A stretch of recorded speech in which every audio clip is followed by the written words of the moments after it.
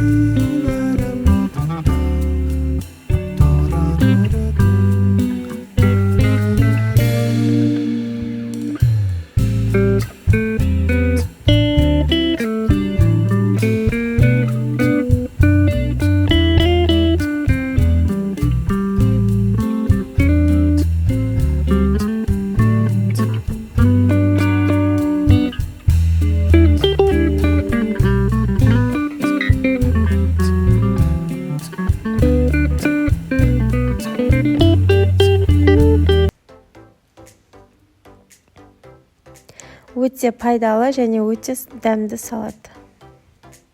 Және жұмыртқаның сарысын осылай үстіне теркадан өткізіп саламыз. Бұл салаттың рецептін білмейтін қыз жоқ шығар, сонда да менің өзімнің каналыма осындай рецептін салайын деп шештім. Жаңа жылға жасасаңыздар өте керемет, үлкен кісілер де жақсы жейді. Достар, каналым ұнаса тіркелуді ұмытпаңыз.